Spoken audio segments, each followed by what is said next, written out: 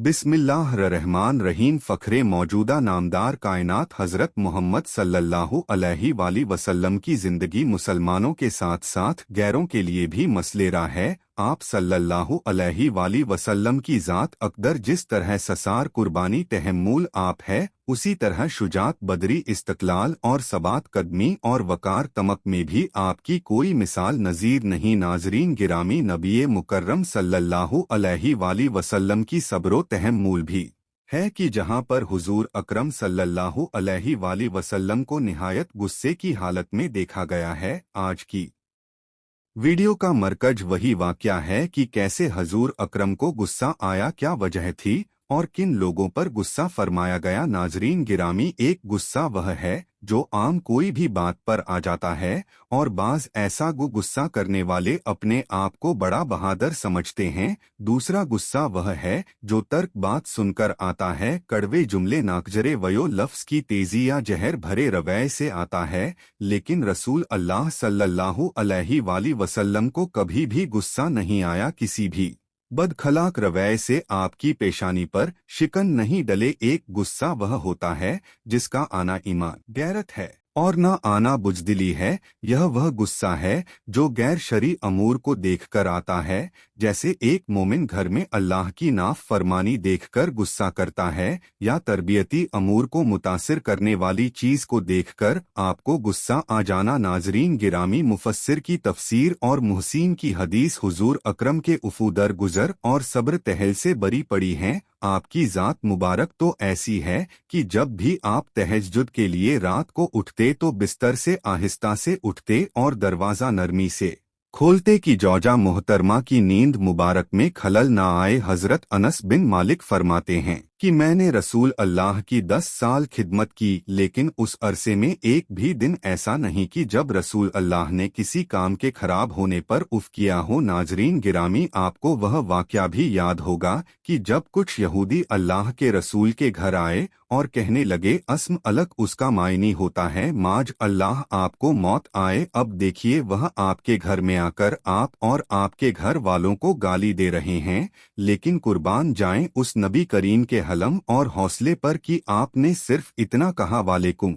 उम्मुल मोमिनीन हजरत आयशा घर में थी, उन्होंने यहूदियों के कलमा सुने तो गुस्से से भड़क उठी। आप अल्लाह के रसूल के खिलाफ यह बात बर्दाश्त ना कर सकी, उनको जवाब देने लगी, लेकिन अल्लाह के रसूल ने फरमाया, आयशा रुक जाओ, उनको बुरा भला ना कहो। कहने लगी कि अल्लाह के रसूल देखें तो सही वह आपको क्या कह रहे हैं। अगर आज का कोई हाकम होता तो उन पर हर्जा सराई करने वालों को कत्ल करवाकर निशाने इबरत बना देता, मगर वहाँ पर रद्दे अमल सिर्फ वालेकुम यानी तुम पर भी था। अल्लाह के रसूल में कितना इल्म, हौसला और गुस्से पर काबू पाने के कसाए है, इसका अंदाजा हम मज्जा जैल वाक से लगाते हैं कि ज़ैद बिन साना एक बहुत बड़ा यहूदी आलम था। उसने रसूल अल्लाह की मजकूर सिफात को पढ़ रखा था। वह मुख्तलिफ बहानों से आपकी मजलिस में आता और मजकूर सिफात को आपकी ज़ात गिरामी में देखने के लिए बेताब रहता। थोड़े ही दिन गुजरे थे कि उसे यह मौका मुयस्सार आ गया। ज़ैद के अपने अल्फाज हैं कि मैं रसूल अल्लाह की मजलिस में था कि एक राबी आया, उसने अर्ज किया, या रसूल अल्लाह, मेरे इलाके के कुछ लोग मुसलमान हुए थे,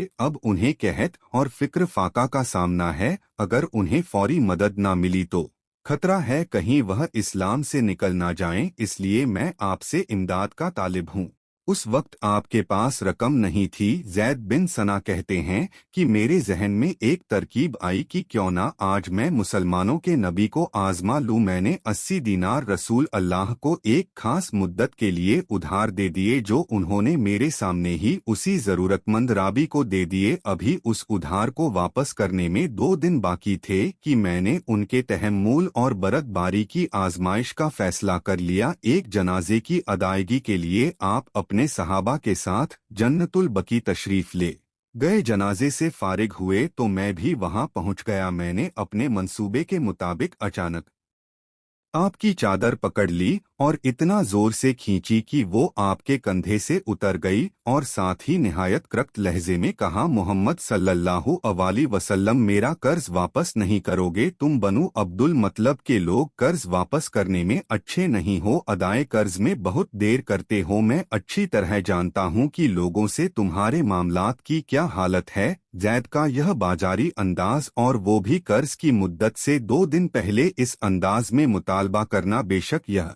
अंदाज किसी भी शख्स को गुस्सा दिलाने के लिए काफी था, अंदाज भी ऐसा कि जिसमें तमाम खानदान की तसली शामिल हो। खैर, यह मामला देखकर हुजूर अकरम के सहाबा आगे बढ़े और जैद को सजा देना चाहिए, लेकिन अल्लाह के रसूल का रद्दे अमल तो मुलाहिजा फरमाइए। इतनी सख्त गुफ्तगू सुनने के बाद भी आप मुश्त नहीं हुए, आपके चेहरे पर बदस्तूर मुस्कुराहट मौजूद थी। आपने हजरत सैयदना अली को मुखातिब किया और फरमाया, ए अली, ऐसी बात ना करो, बल्कि तुम्हें चाहिए था कि तुम मुझसे यह कहते कि मैं इसका कर्ज खुश सलूब से अदा करूं, और इसे यह समझाते कि मियाँ कर्ज का तकाजा भले तरीके से करो। फिर हुक्म दिया, अली जाओ और इसका कर्ज वापस करो, और हाँ, क्योंकि तुमने इसे डराया दम आया है, इसलिए इसे 20 सा करीबन 50 किलो खजूर ज्यादा अदा करना। जैद बिन सना तवज्जो से यह गुफ्तगू सुन रहा था और हैरान था कि इस कदर इश्तहार अंगेज गुफ्तगू के बावजूद भी आप हस्बे साबिक तबस्सुम कना है। बिला शुभ आपका इल्म आपके गुस्से पर सबकत ले गया। जैद कहते हैं,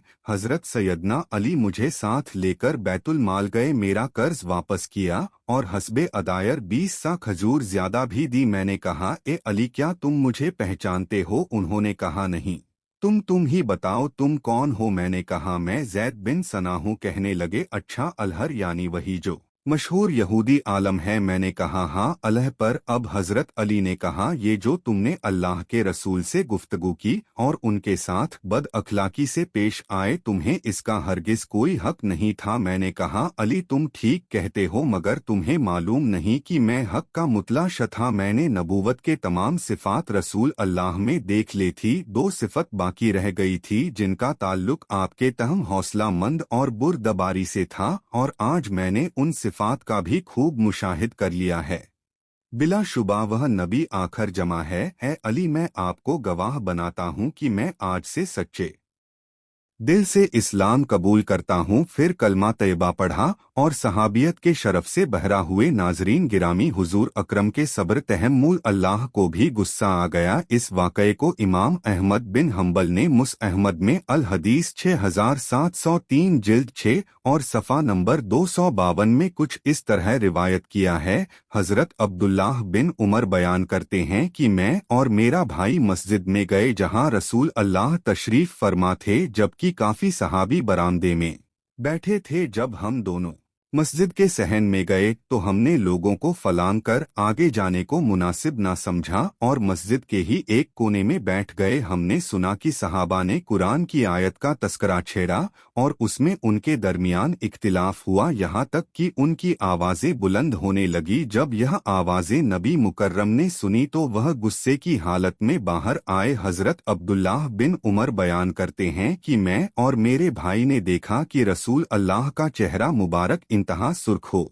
रहा था और आप एक हाथ से मट्टी फेंक रहे थे और फरमा रहे थे, लोगों रुक जाओ, तुमसे पहली उम्मत इसी वजह से हलाक हो गई कि उन्होंने अपने अंबिया के सामने इख्तिलाफ किया और अपनी किताबों के एक हिस्से को दूसरे हिस्से पर मारा। याद रखो, कुरान इसलिए नाजिल नहीं हुआ कि तुम इसके एक हिस्से से दूसरे हिस्से की तकच करो, बल्कि वह एक दूसरे की तस्दीक करता है। इसलिए तुम्हें जितनी बात का इल्म हो उस पर अमल करो और जो मालूम ना हो उसके आलिम से मालूम कर लो। अल्लाह अकबर। अल्लाह पाक हमें कुरान पाक की सही दौर पर समझने और उस पर अमल पैदा होने की तौफीक अता फरमाए।